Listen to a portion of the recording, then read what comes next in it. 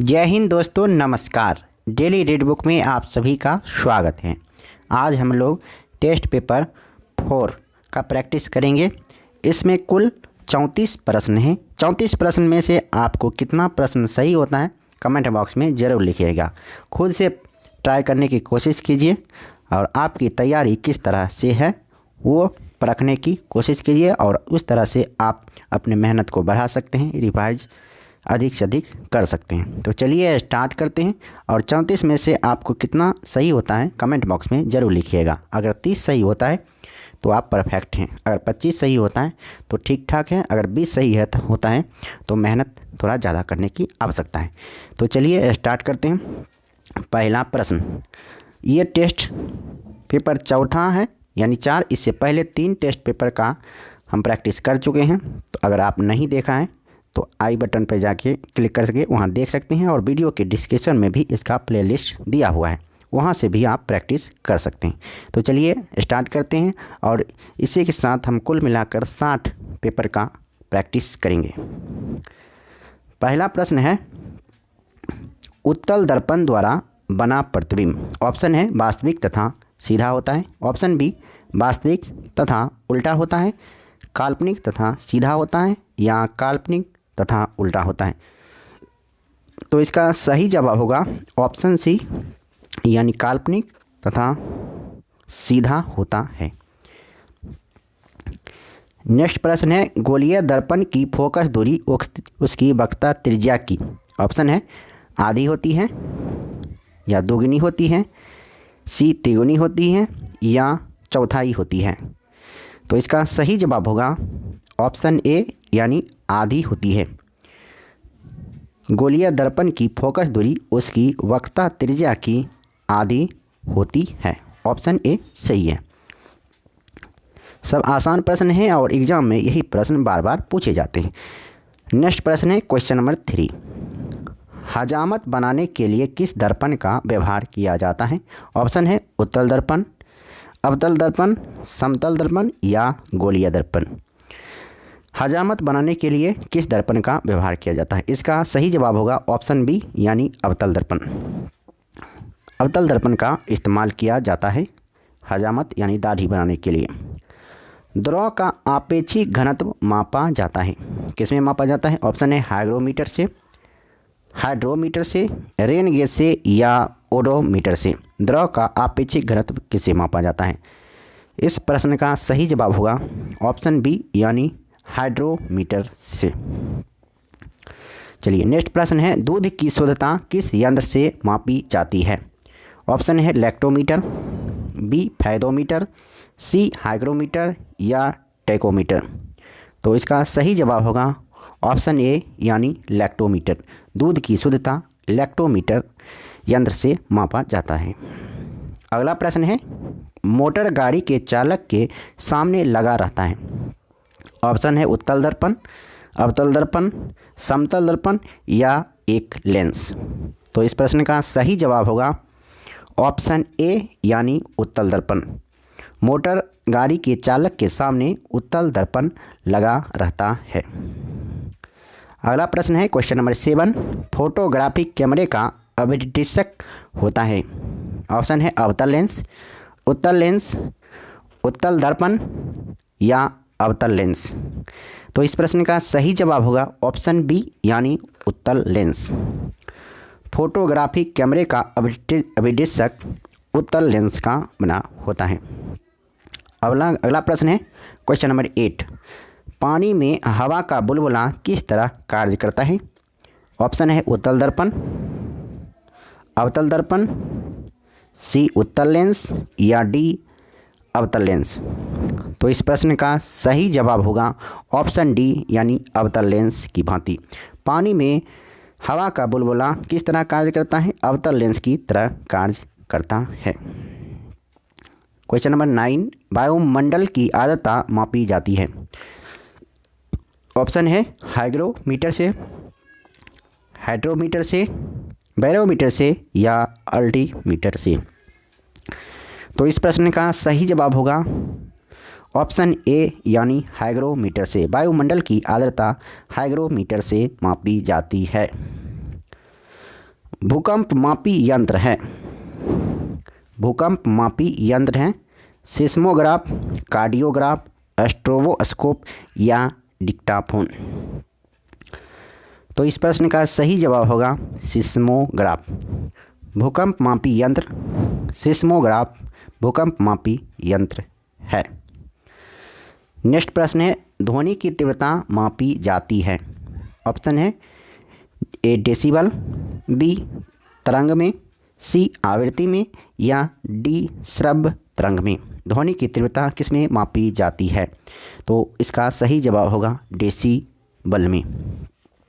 Option A सही है। अगला प्रश्न है, मानव रेटिना पर बना प्रतिबिंब होता है? ऑप्शन है वास्तविक एवं सीधा, वास्तविक एवं उल्टा, काल्पनिक एवं सीधा या काल्पनिक एवं उल्टा। मानव रेटिना पर बना प्रतिबिंब कैसा होता है? इसका सही जवाब होगा बी यानी वास्तविक एवं उल्टा। क्वेश्चन नंबर 13, जब कोई वस्तु दो समांतर समतल दर्पण के बीच रखी जाती है तो बने हुए प्रतिबिंब की संख्या होगी? ऑप्शन है 2, ऑप्शन बी अनंत और ऑप्शन सी क्या है 5 और ऑप्शन डी 1। तो बताइए क्या होगा इसका सही जवाब? इसका सही जवाब होगा अनंत। जब कोई वस्तु को दो समांतर समतल दर्पण के बीच रखा जाता है या ये रखी जाती है तो बने हुए प्रतिबिंब की संख्या अनंत होती है।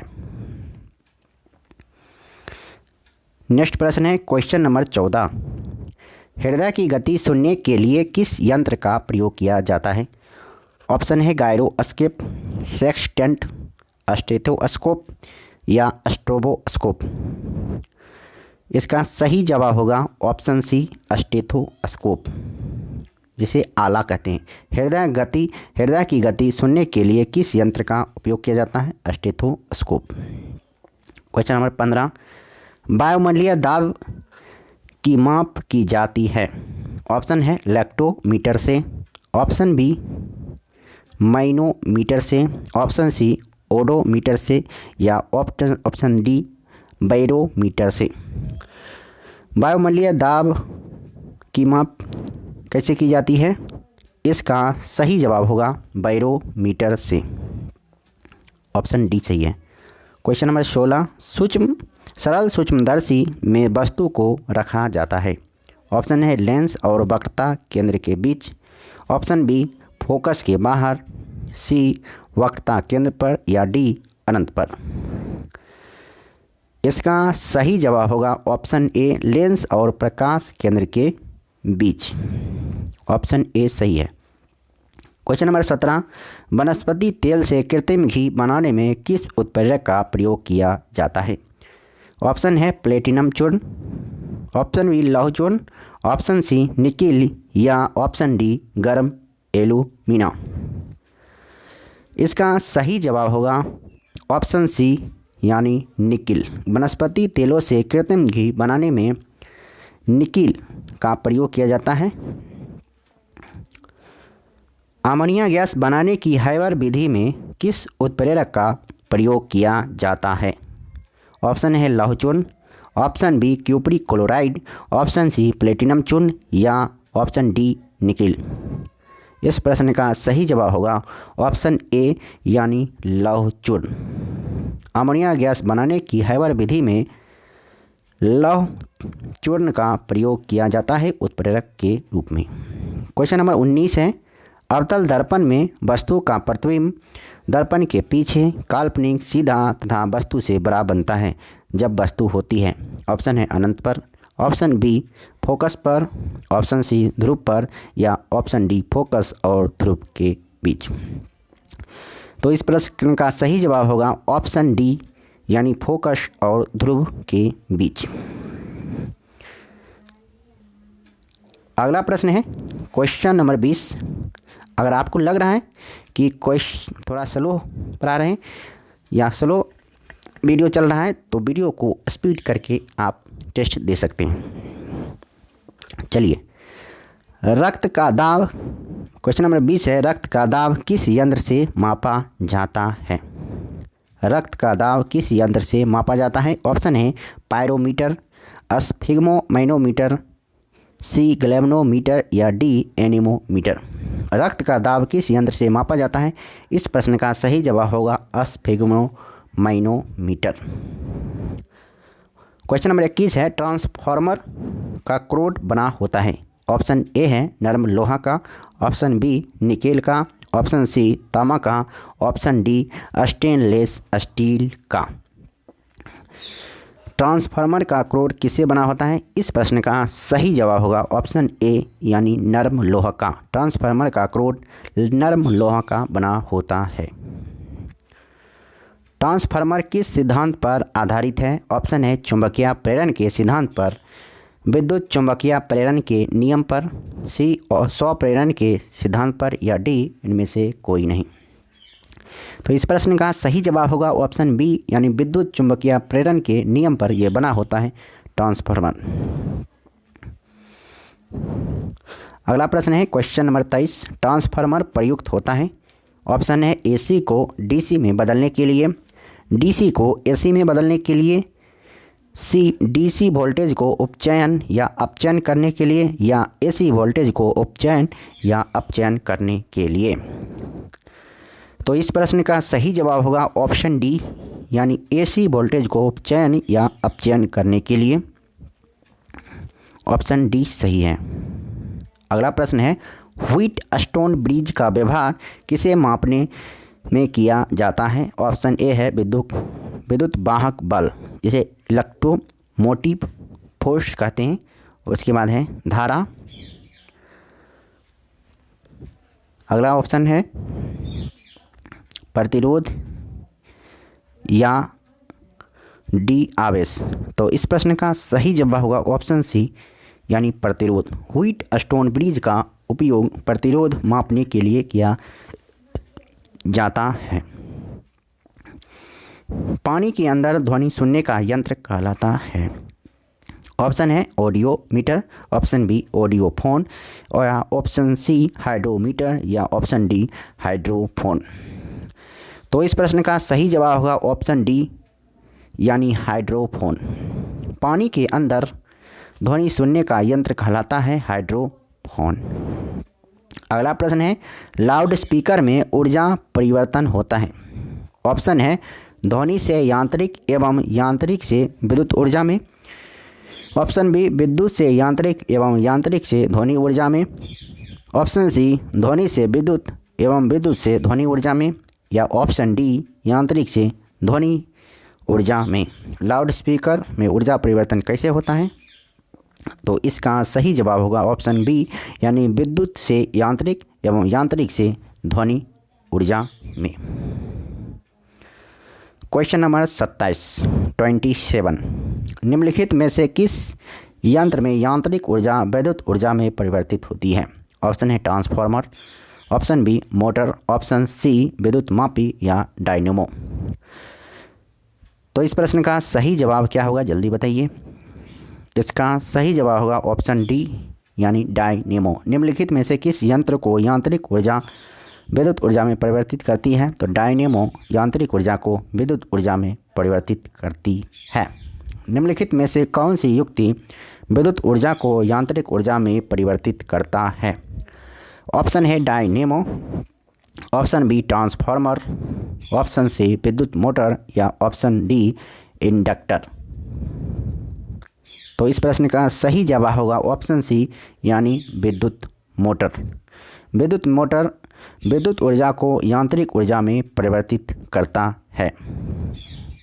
क्वेश्चन नंबर 29 क्या होगा इसका? तो क्वेश्चन नंबर 29 है, रासायनिक ऊर्जा का विद्युत ऊर्जा में परिवर्तन होता है। ऑप्शन है डायनेमो में, इलेक्ट्रिक हीटर में, सी बैटरी में या परमाणु बम में। तो इस प्रश्न का सही जवाब होगा ऑप्शन सी यानी बैटरी में।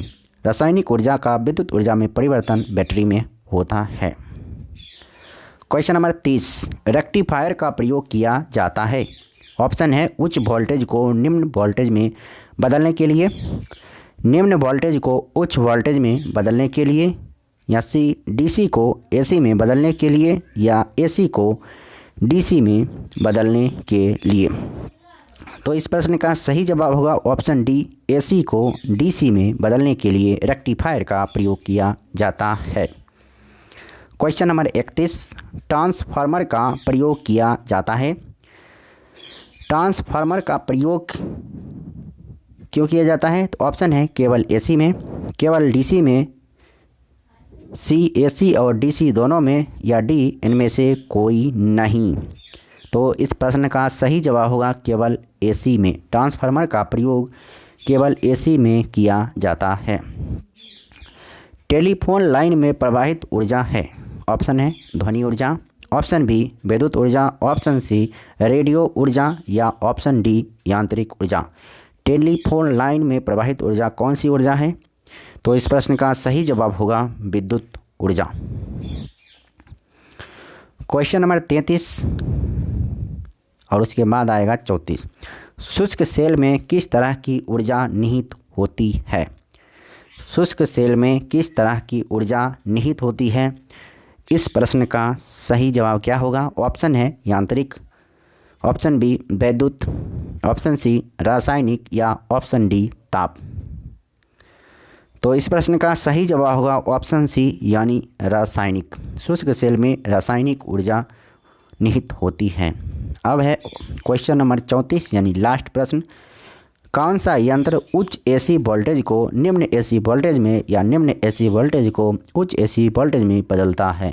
ऑप्शन है transmitter, option b commutator, option c alternator, या ऑप्शन डी ट्रांसफार्मर। तो यह प्रश्न रिपीट हुआ है, थोड़ा घुमा के पूछा गया है। तो इस प्रश्न का सही जवाब क्या होगा? कमेंट बॉक्स में आप लिखिए। अगर आप लिखते हैं तो हमको यह ध्यान रहेगा कि आप हमसे जुड़े हुए हैं और आप पर हम विशेष फोकस करेंगे। अगर आप कुछ भी पूछना चाहते हैं तो कमेंट बॉक्स में लिखिए। कमेंट बॉक्स बिल्कुल खाली रहता है आपके लिए। तो फिर मिलते हैं नेक्स्ट वीडियो में, नेक्स्ट टेस्ट पेपर में यानी टेस्ट पेपर 5 में। तब तक के लिए नमस्कार, जय हिंद। वीडियो कैसा लगा कमेंट बॉक्स में वो भी लिखिए, और कितना मार्क्स आया आपको 34 में वो भी लिखिए। अगर 34 में 34 आता है तो बिल्कुल बेहतर परफॉर्मेंस है आपका। इसी तरह आप मेहनत करते रहिए। तो फिर मिलते हैं, जय हिंद।